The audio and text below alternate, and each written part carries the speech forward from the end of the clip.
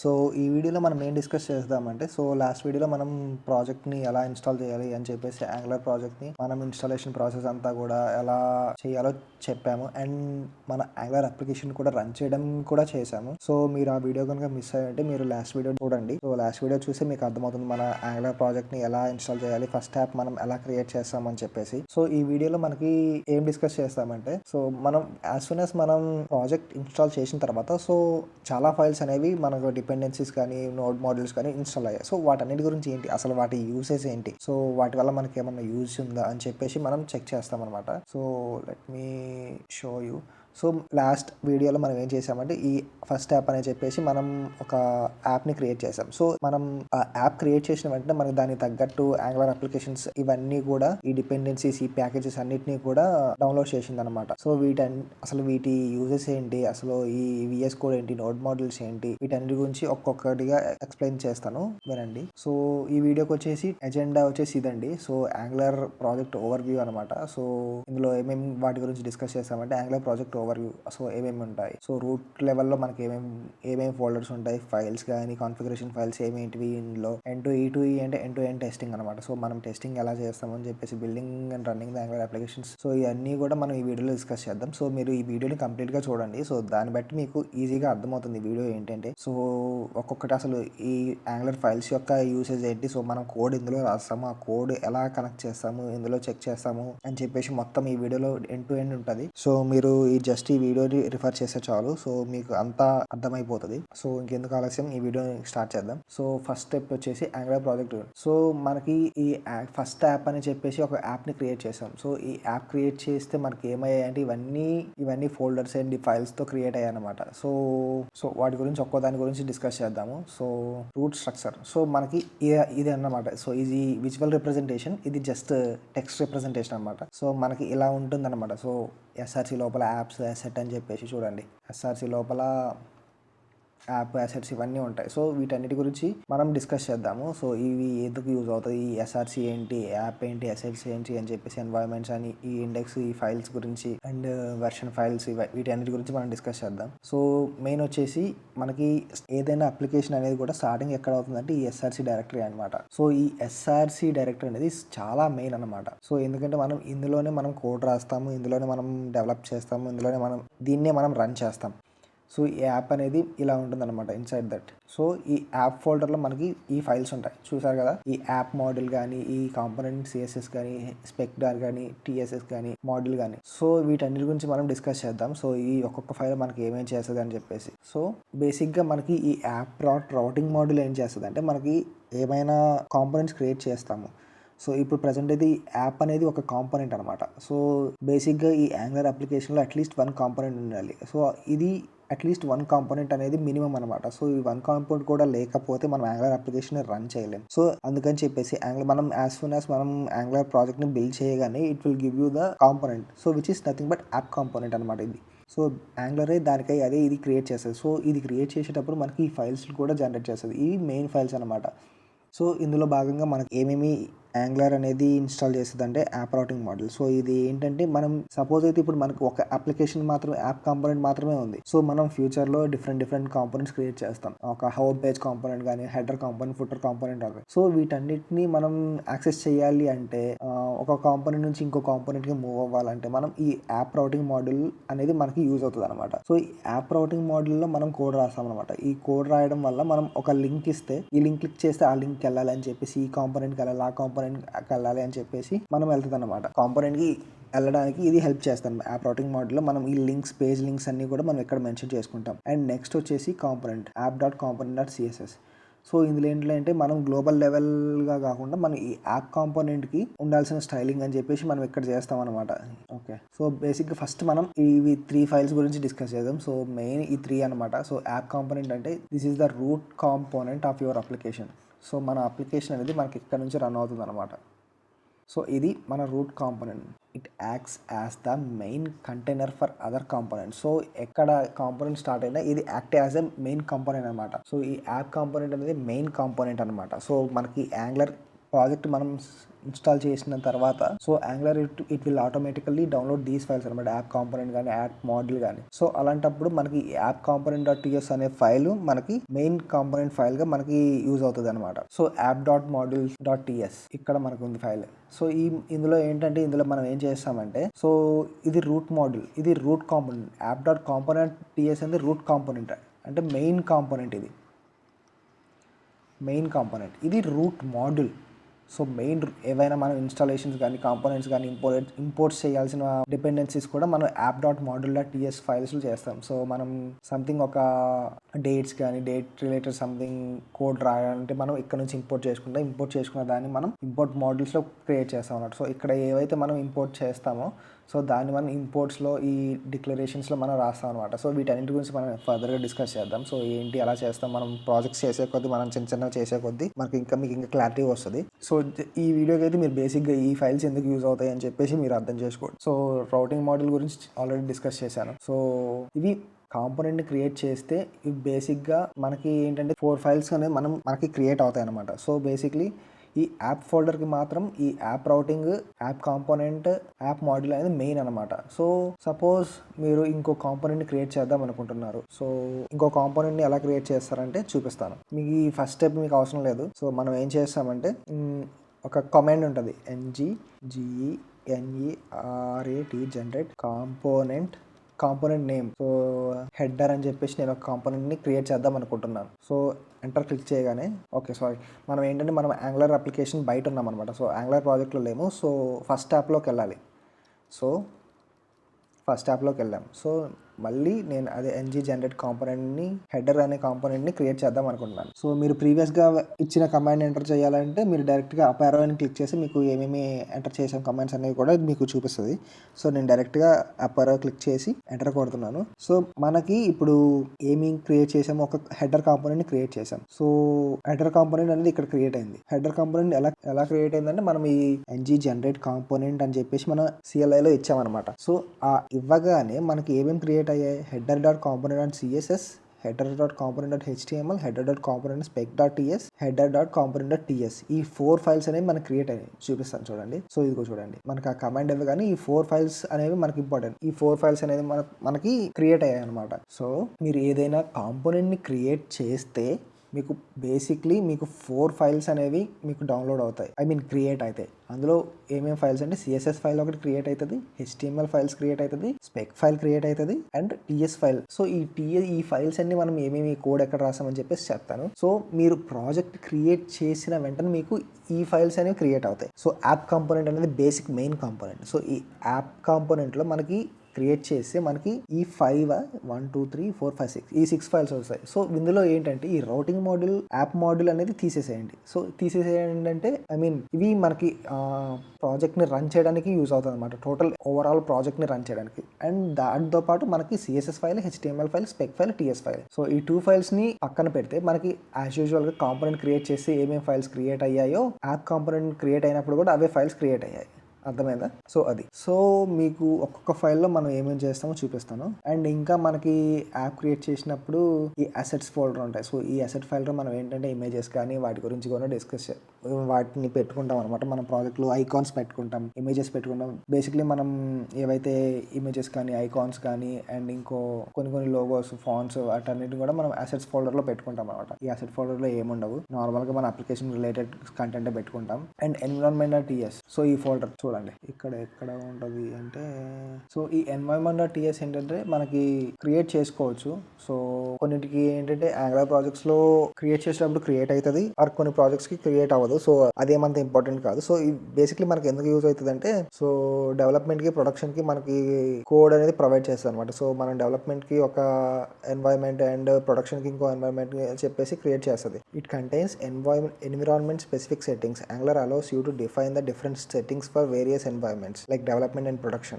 So మనకి బేసిక్గా ఉండేది environment.ts files and environment.prod.ts. So ఇదేంటంటే టెస్ట్ మనం డెవలపింగ్ చేసేటప్పుడు మనం దీన్ని యూజ్ చేస్తాం అండ్ ప్రాడ్లోకి మనం కోడ్ రాసేటప్పుడు దీన్ని యూజ్ చేస్తాం అనమాట. సో ఇవి మనం ప్రాజెక్ట్స్ చేసే కొద్దీ వెళ్ళే కొద్దీ మనం డిస్కస్ చేద్దాము. సో అండ్ మీకు దీని గురించి ప్రాజెక్ట్స్ ముందు వచ్చే ప్రాజెక్ట్స్లో చేసినప్పుడు మీకు అర్థమవుతుంది. సో మనం అప్లికేషన్ డిప్లాయ్ చేసేటప్పుడు కానీ, సో మనం అప్లికేషన్ మూవ్ చేసేటప్పుడు కానీ అప్పుడు మనకి యూజ్ అవుతుంది. సో వాటి గురించి మనం ఫర్దర్గా డిస్కస్ చేద్దాం. So don't worry. And next వచ్చేసి index.html. సో ఇది మెయిన్. సో మనం నార్మల్గా HTML CSS కోడ్ రాసేటప్పుడు index.html ఫైల్స్ అనేది ఉంటుంది. So the main HTML file for the application అనమాట. ఇది వచ్చేసి మనకి మెయిన్ అప్లికేషన్ ఫైల్ అనమాట. So this is where Angular application is bootstrapped. So ఇక్కడ నుంచి మనకి యాంగులర్ అప్లికేషన్ అనేది బూట్ స్ట్రాప్ అవుతుంది అనమాట. Bootstrap is nothing but load అవుతుంది అనమాట. So the root component app root is injected here. So ఇక్కడ మనం ఏంటంటే app root component is the main component. So మీరు ఇక్కడ చెక్ చేసుకుంటే ఇక్కడ దీని టీఎస్ ఓపెన్ చేసి component.ts ఓపెన్ చేస్తే ఇక్కడ సెలెక్టర్ ఉంటుంది. ఈ selector of the app component will be injected and bootstrapped here అనమాట. ఐ మీన్ ఇక్కడ నుంచి ఇండెక్స్ ఫైల్లో మనం ఏంటంటే ఈ కాంపోనెంట్ని లోడ్ చేస్తాం. ఈ కాంపోనెంట్ లోడ్ చేయడం వల్ల మనకి యాప్ కాంపోనెంట్లో ఉన్న కోడ్ అంతా కూడా మనకి కనిపిస్తుంది అనమాట. సో ఇక్కడ మనం యాప్ రూట్ అని చెప్పేసి మనం యూజ్ చేస్తాం. సో దీన్ని బట్టి మనకి యాంగులర్ అనేది డిఫరెంట్ కాంపోనెంట్స్ అనేది పేజెస్లో లోడ్ అవుతుంది అనమాట. So main use of this components ఏంటంటే మనం ఒక్కసారి క్రియేట్ చేసి మనం ఎక్కడైనా ఏ పేజ్లో అయినా మనం కాల్ చేయొచ్చు. సో మనం ఏం చేస్తామంటే ఈ సెలెక్టర్ ఉంటుంది కదా, సో ఈ సెలెక్టర్ అనేది చాలా ఇంపార్టెంట్ అనమాట.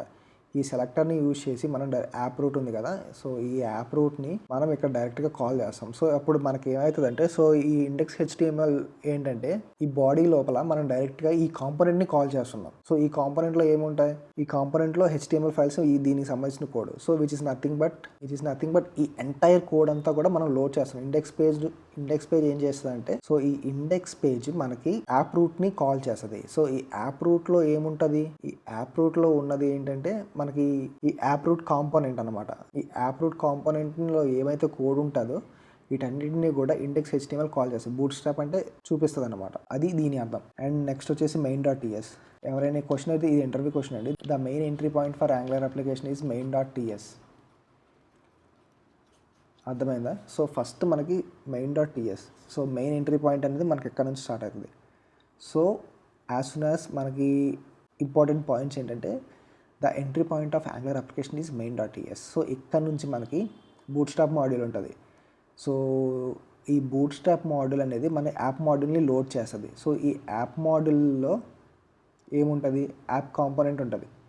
సో ఈ boot strap module will load the app component. So ఈ యాప్ కాంపోనెంట్ అంటే ఇది మన ఏదైతే కోడ్. సో ఈ ప్రాసెస్ అంతా కూడా ఉంటుందండి. సో మనకి ఇంటర్నల్గా జరుగుతుంది. ఈ ప్రాసెస్ అంతా కూడా ఇంటర్నల్గా జరుగుతుంది. This file bootstrap the route module app module to launch the application. So ఇవంతా కూడా మనకి ఎందుకు యూజ్ అవుతుంది అంటే ఒక యాంగులర్ అప్లికేషన్ మనం లాంచ్ చేయడానికి యూజ్ అవుతుంది. సో ఇదంతా ఇంటర్నల్గా జరుగుతుంది.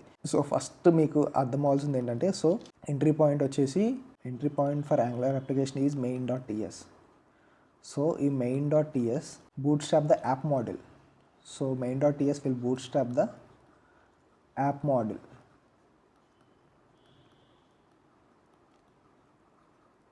ఇప్పుడు మనకి ఈ app module will bootstrap the app component. So ఈ కాంపోనెంట్లో ఏముంటుంది, ఈ యాప్ కాంపోనెంట్లో మనకి సెలెక్టర్ ఉంటుంది కదా, selector of the app component will be executed అనమాట. సో యాప్ కాంపోనెంట్లో మనకి సెలెక్టర్ ఉంటుంది, ఇది మనకి ఎగ్జిక్యూట్ అవుతుంది. సో ఇది అనమాట మనకి ఎంటైర్ వర్కింగ్ ప్రాసెస్ అనమాట. ఇదంతా కూడా మనకి ఇంటర్నల్గా జరుగుతుంది. సో మనకి ఇంటర్వ్యూలో క్వశ్చన్ అడిగితే what is the entry point for application is main.ts. So main.ts will bootstrap the app module and app module will bootstrap the app component. So inside the app component the selector will load and it will run the angular application అని చెప్పేసి ఉంటుంది అనమాట. ఇది question. So మనకి ఎవరైనా interview క్వశ్చన్లో అడిగితే what is the working structure of the angular application అంటే మనం ఈ ఎంటైర్ ప్రాసెస్ చెప్తామన్నమాట. ఈ styles.css ఉంటుంది.